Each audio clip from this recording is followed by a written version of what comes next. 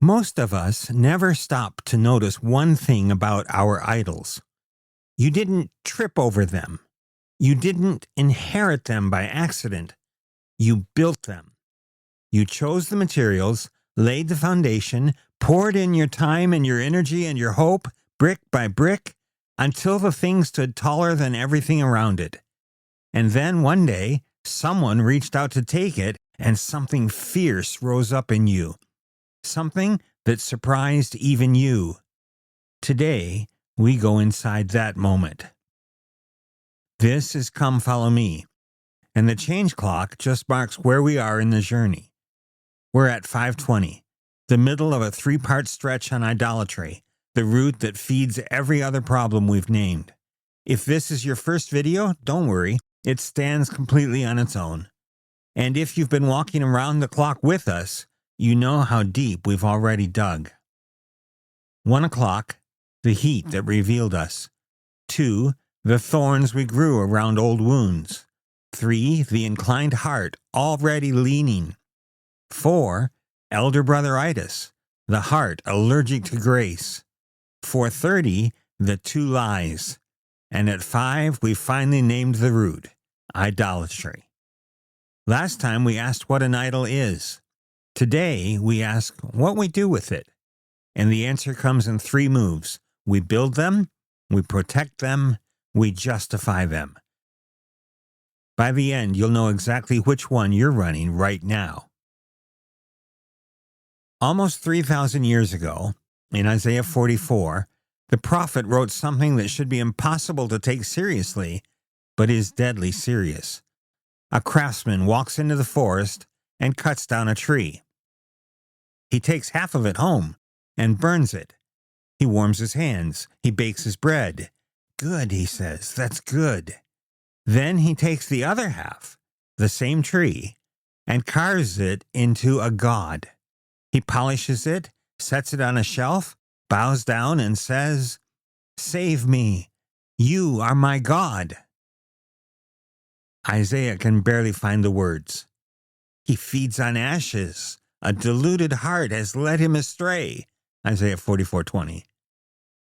Half the tree for firewood, half the tree for worship. Same wood, same morning. One piece kept him warm, the other he asked to save his soul. And the man didn't stumble onto that God. He made it.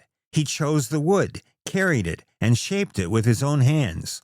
We do the exact same thing. We take something, a career, an image, a relationship, a number in an account, and we pour ourselves into it. Our mornings, our energy, our best hours. We build it up until it fills the whole sky, and then we bow. You probably think your idol looks nothing like a statue on a shelf. You're right. It looks exactly like your calendar. And the building is so slow, you never feel it happening. Nobody wakes up and decides, today I'll make a god out of my reputation. You just protect it 100 small times and feed it 1,000 quiet hours until one ordinary afternoon you realize you can't imagine your life without it. That's a finished idol. You just never saw the construction. There's a test that finds your idol fast. Think about the last time you were truly furious. Not annoyed, not mildly irritated, furious. Someone said the wrong thing or threatened something, and the heat shot up through you before you could even think. What was it about? Because you don't get that angry about what you merely like. You get that angry about what you worship. Touch someone's hobby, and they shrug. Touch their idol, and they snap. Write that one down. Your anger is a map, and it points straight at whatever you've crowned. Watch it in yourself this week. Someone criticizes your child, or your work, or the thing you sacrificed everything for, and notice how fast the temperature jumps. Don't think of that jump as the problem, as the flaw to be ashamed of. It's information. It's the smoke that tells you where the fire is burning. Think of the moment in Exodus 32, when Moses comes down the mountain and finds the people bowing to a golden calf. His own brother Aaron is standing right there. Moses asks him what happened, and Aaron gives one of the most ridiculous answers in all of Scripture. I threw it into the fire, he says, and out came this calf. As if it just happened. As if he had nothing to do with it. That's the protection reflex. When the idol is threatened, the defense goes up, even when the defense makes no sense at all. And you've done it too, not with a calf, but you stood in front of something, arms wide, voice steady, and said, "This isn't what you think it is." And then comes the cleverest move of all. We don't just guard our idols from other people, we guard them from ourselves. Inside every one of us, a small courtroom runs day and night, and it keeps a very good lawyer on staff, you. You build the case. It's not that bad. Other people have it worse. I've had a hard life. I've earned this. It's just how I cope. I could stop at any time. I just don't want to right now. You know the lines. You've said them in the mirror, in the quiet before sleep, in the conversation with yourself that nobody else hears. We call it rationalizing. Underneath, it's justification. Making a legal case for why this one love gets to stay. And the terrible irony is this: the better your arguments, the deeper the roots.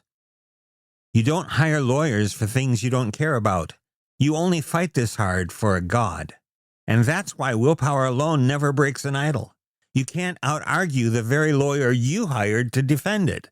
The case is rigged because the judge, the jury, and the defendant are all you. So why do we do all this? Build, protect, justify. Why? Because the human heart was never passive.